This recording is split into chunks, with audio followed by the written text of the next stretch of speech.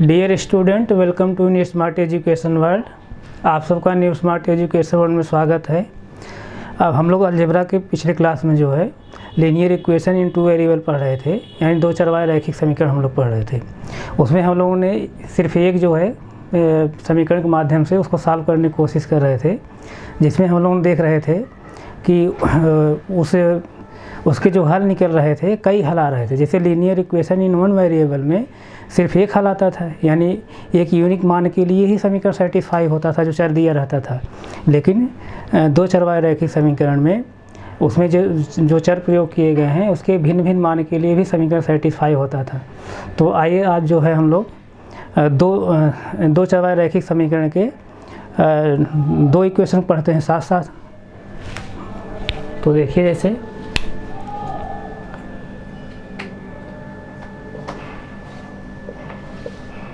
Pair of linear equation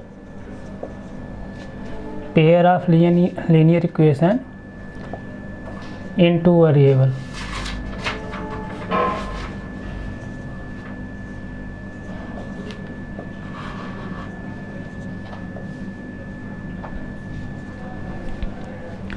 pair of linear equation in two variable यानी दो चर वाले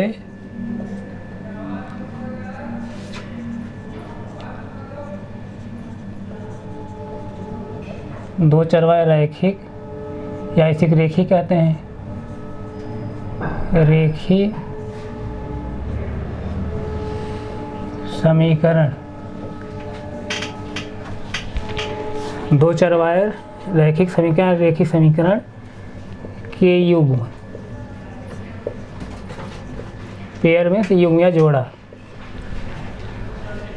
इसी को हम लोग युगपत समीकरण भी कहते हैं। युगपत समीकरण यानी आर या आब्लिक युगपत समीकरण भी कहा जाता है। युगपत समीकरण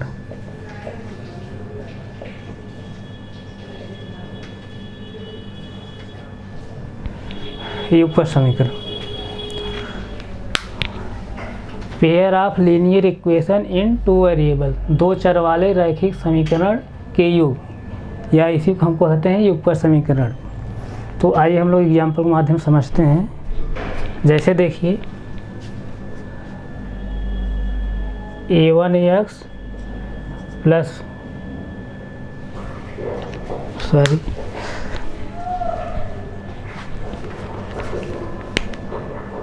b1y plus C equal to 0, ये जैसे पहला इक्वेशन है। अब दूसरा इक्वेशन हम लोग ले रहे हैं a2x plus b2y plus c1 है प्लस c2 इक्वल टू 0, ये इक्वेशन नंबर 2 है। अब ये दो चरवाए रैखिक समीकरण का स्टैंडर्ड इक्वेशन है। पहला इक्वेशन क्या है, a1x plus b1y plus c1 equal to 0। दूसरा समीकरण है a2x plus b2y plus c2 equal to 0। इस तरह दो समीकरण दिए गए हैं। इसी को हम क्या कहते हैं, दो चरवाए रैखिक समीकरण के युग या युगपत समीकरण। चूँकि दो समीकरण साथ साथ दिए गए हैं, यानी जोड़ा दिया गया है, पेयर दिया गया है, इसीलिए हम क्या कहते हैं, दो चरवाए रैखिक समीकरण के युग या युगपत समीकरण, pair of linear equation in two variable. तो इसको हम लोग सॉल्व कैसे करेंगे, यही हम लोग सीखेंगे। तो जब हम लोग सिंगल इक्वेशन ले रहे थे तो वहाँ हम लोग जो है, चूँकि यहाँ वेरिएबल दो है, दो चर है तो दो समीकरण भी होना चाहिए। लेकिन हम लोग एक ही समीकरण सॉल्व करने की कोशिश कर रहे थे, तो वहाँ हम लोग देखा कि दो चरवाए रैखिक समीकरण के जो है अलग अलग जो है हल निकल के आ रहे थे, यानी कई हल निकल के आ रहे थे। और एक चरवाए रैखिक समीकरण में सिर्फ एक ही हल निकल के आता था, यानी जो चर उसमें प्रयोग किया जाता था उसके एक निश्चित मान के लिए समीकरण सेटिस्फाई होता था, यानी वही उसका जो है एक निश्चित वैल्यू ही समीकरण हल कहलाती थी। लेकिन यहाँ पर दो चरवाए रैखिक समीकरण में कई मानों के लिए जो है समीकरण सेटिस्फाई होता था, चर के कई मानों के लिए सेटिस्फाई होता था। इसका सेंस यहाँ पर ये है कि linear equation in two variable जो है उसमें जो चर प्रयोग किए गए हैं उनके भिन्न भिन्न मान के लिए भी सेटिस्फाई होता है, यानी उसके कई हल निकलते हैं। तो इसको हम लोग सॉल्व कैसे करेंगे? Linear equation in one variable को यानी एक चरवाही रैखिक समीकरण को और linear equation in two variable, दो चरवाही रैखिक समीकरण को हम लोग ग्राफ के माध्यम सॉल्व करते हैं। लेकिन अभी हम लोग जो है यहाँ पर ग्राफ माध्यम से इसलिए नहीं सॉल्व कर रहे हैं कि अभी हम जो है कोऑर्डिनेट ज्योमेट्री जब पढ़ाएंगे तो वहाँ से जो है बहुत आसानी से समझ में आएगा। तो जब कोऑर्डिनेट ज्योमेट्री जब पढ़ाएंगे तो उसको ये सब चीज़ें हम लोग कोरिलेट करके हम लोग उसको पढ़ेंगे। अब ऐसे पढ़ाएंगे तो समझ नहीं आएगा, लेकिन थोड़ा बहुत जो है हम लोग यहाँ समझने की कोशिश करेंगे। तो इस इक्वेशन को जो है सॉल्व करने के लिए कंडीशन होती है, जैसे देखिए जब ग्राफ पे जब ये दोनों, जैसे देखिए a1x plus b1y plus c1 equal to 0, equation number 1 है। Equation number 2 a2x plus b2y plus c2 equal to 0 है। इन दोनों समीकरण से जो है अलग अलग सरल रेखाएं बनती हैं। ये जब कोऑर्डिनेट ज्योमेट्री जब पढ़ेंगे तो वहाँ सरल रेखा क्या होती है इसके बारे में हम लोग समझेंगे। तो वहाँ हम इसको कोरिलेट करके बताएंगे, लेकिन थोड़ा सा यहाँ जो है हम बताने की कोशिश कर रहे हैं।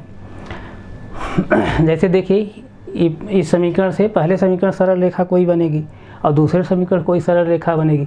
जब ग्राफ हम इसको जो है पढ़ेंगे तो उसके लिए कंडीशन बनती है। जिस कंडीशन क्या बनती है, पहला कंडीशन जैसे देखिए जब a1 upon a2 is not equal to b1 upon b2 हो, इस कंडीशन में जब ग्राफ हम पढ़ेंगे a1 upon a2 is not equal to b1 upon b2, इस कंडीशन क्या होता है कि रेखाएं क्या होती हैं, एक दूसरे क्या करती हैं, इंटरसेक्ट करती हैं, प्रतिच्छेदित करती हैं। जैसे देखिए तो ग्राफ रेखाएं किस रूप में मिलेंगी हमको, ऐसे मिलेंगी जैसे पहले समीकरण से कोई रेखा ए है इस तरह से,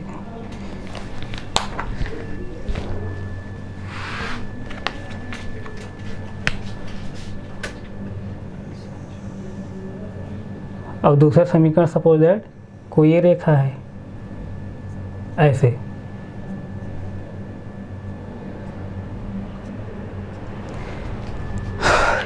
ये दोनों रेखाएं किसके माध्यम से, इस समीकरण के माध्यम से सरल रेखाएं बन रही हैं।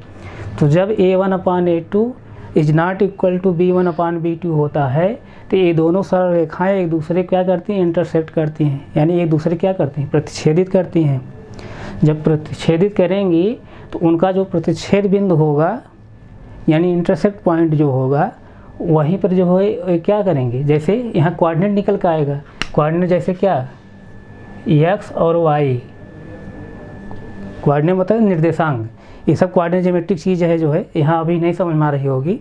ये कोऑर्डिनेट निकल कर आएगा x और y, यही जो x y इंटरसेक्ट करने पर जो x y निकल कर आ रहा है वही क्या है, हल है, इसका सलूशन है। तो कहने का मतलब जब a1 अपान a2 और is not equal to b1 upon b2 होता है तो इस दोनों समीकरण के सिर्फ क्या होते हैं, एक हल होते हैं, यानी यूनिक सलूशन होता है, अद्वितीय हल होता है। इस तरह से हम लोग समझेंगे। कहने का मतलब यहाँ ये जो रेखाएं मिलेंगी क्या होंगी, प्रतिच्छेदित रेखाएं मिलेंगी, ग्राफ पर प्रतिच्छेदित रेखाएं मिलेंगी।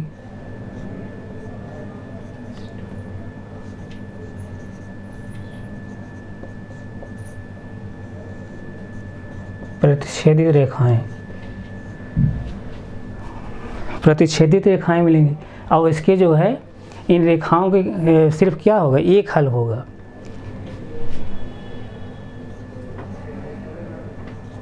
एक हल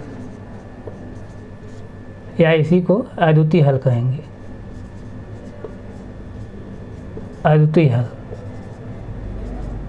अद्वितीय हल इस तरह से, यानी exactly one solution,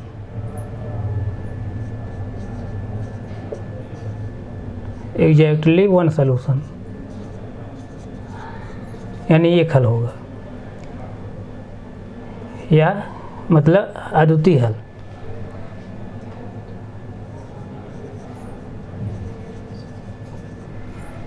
unique solution, अद्वितीय हल।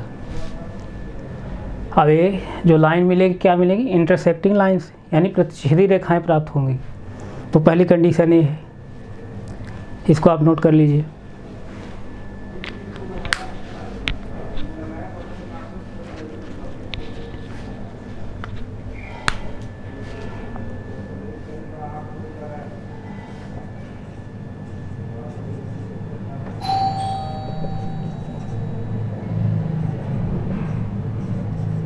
Intersecting lines.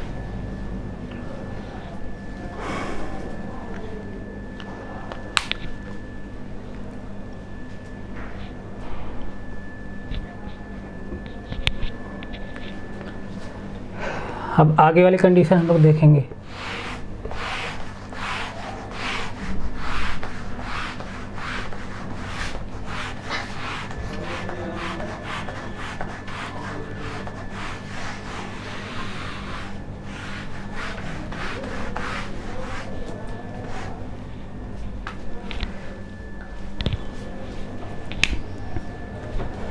दूसरी कंडीशन ये है,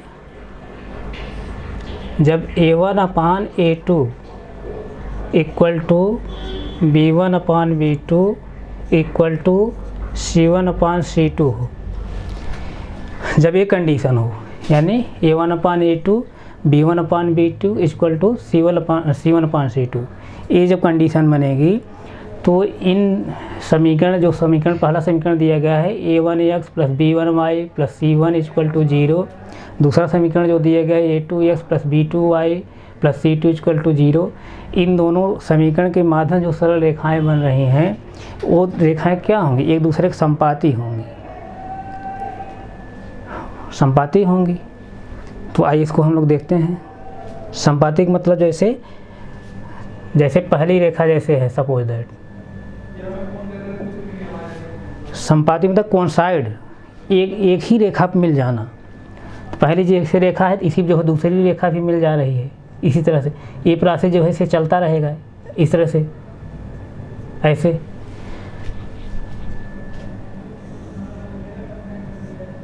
ऐसे इस तरह से ये रेखाएं जो बन रही हैं एक दूसरे कोइंसाइड हैं, यानी संपाती हैं। संपाती मतलब एक ही रेखा पर मिल रही हैं, एक दूसरे रेखा पर मिल रही हैं। तो जब जहाँ मिल रही हैं इनका जो देखिए कटान बिंदु मिल रहा है ना यहाँ पर, तो यहीं कोऑर्डिनेट निकल कर आएगा एक्स वाई, जैसे यहाँ भी जैसे सपोज दैट देखिए यहाँ पर एक्स वाई आएगा इस तरह से, यहाँ भी जैसे एक्स वाई कोऑर्डिनेट आएगा। एक्स वाई मतलब कोऑर्डिनेट मतलब कि निर्देशांक, ये कोऑर्डिनेट ज्योमेट्रिक चीज़ें हैं। तो आप जैसे देख रहे हैं यहाँ भी कोऑर्डिनेट निकल कर आ रहा है, यहाँ भी कोऑर्डिनेट, यहाँ भी कोऑर्डिनेट निकल आ रहा है, ऐसे देखेंगे और भी निकल कर आएंगे। तो कहने का सेंस यहाँ पर ये है, जब A1/A2 रहे इक्वल टू B1/B2 रहे इक्वल टू C1/C2 रहे, तो इन दोनों समीकरण क्या होते हैं, कई हल निकल के आते हैं, कई हल या अनंत हल, इनफाइनाइट सलूशन निकल के आते हैं। यही एक कंडीशन है। तो इसको आप जैसे लिखना चाहें लिख सकते हैं। जैसे देखिए ये लाइन क्या है, संपाती रेखाएं हैं, ये संपाती रेखाएं। ये कंडीशन किस पर हम देख रहे हैं, ग्राफ के माध्यम से पढ़ रहे हैं तब, ये संपाती रेखाएं हैं। इसी क्या कहते हैं, कोइंसिडेंट लाइंस।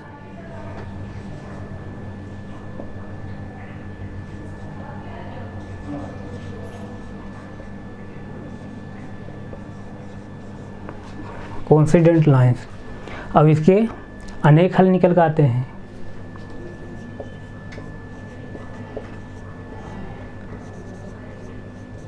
अनेक हल या अनंत हल निकल कर आते हैं। अनंत हल इस तरह से, यानी मैनी सॉल्यूशन।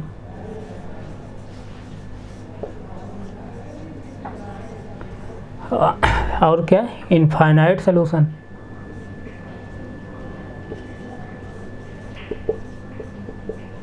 इनफाइनाइटली सॉल्यूशन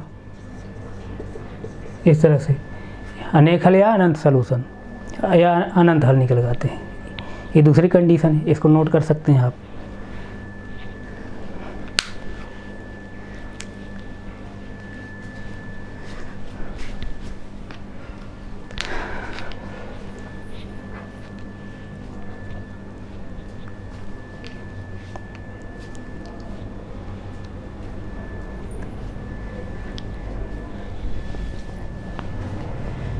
इसके आगे हम लोग देखते हैं।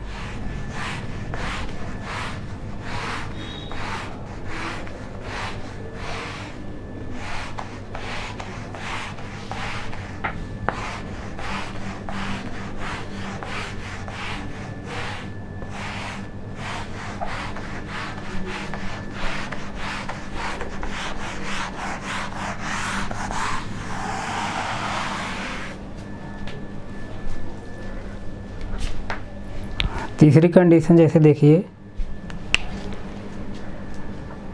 जब A1 upon A2 equal to B1 upon B2 is not equal to C1 upon C2, ये जब कंडीशन रहे तो इन रेखाओं मतलब इन समीकरण से जो दो रेखाएं बनी सरल रेखाएं, ये क्या होंगी, एक दूसरे के समानांतर होंगी, पैरेलल होंगी। यानी पैरेलल मतलब जैसे देखिए इस तरह रेखाएं होंगी ग्राफ पर, इस तरह से पैरेलल जब रहेंगी रेखाएं, जब रेखाएं पैरेलल रहती हैं तो वो चाहे अनंत दूरी तक आप बढ़ाएंगे तो वो एक दूसरे के इंटरसेक्ट नहीं करेंगे, यानी एक दूसरे को कहीं कट नहीं करेंगी। समांतर रेखाएं जो होती हैं एक दूसरे कहीं जो है क्रॉस नहीं करती, कट नहीं करती हैं, ये है। तो जब एक दूसरे कट नहीं करेंगी, जब कट नहीं करेंगे तो वहाँ कोऑर्डिनेट निकल नहीं आएगा, यानी x और y का मान नहीं निकल के आएगा। तो इसका सेंस यहाँ पर क्या है, तो इस कंडीशन में इन समीकरण क्या होगा, कोई हल नहीं होगा, कोई हल नहीं। तो क्या होगा, कोई हल नहीं निकल के आएगा।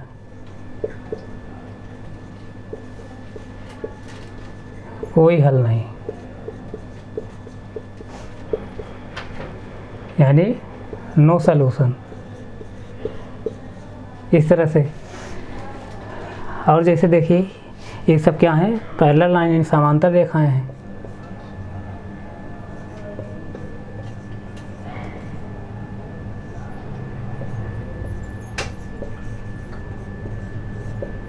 समांतर रेखाएं,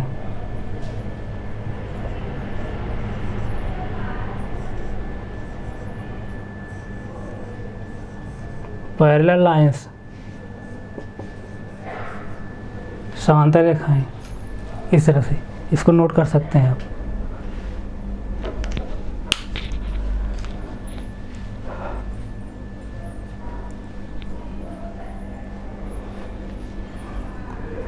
अब ये जो तीनों कंडीशन बन रही है, अब समीकरण सॉल्यूशन कैसे सॉल्व किया जाता है, इसकी कई विधियां जो है, हम लोग एक एक विधि जो है सॉल्व करने की कोशिश करेंगे। आज हम यहीं तक रहे, आगे फिर कंटिन्यू करें। Thank you so much.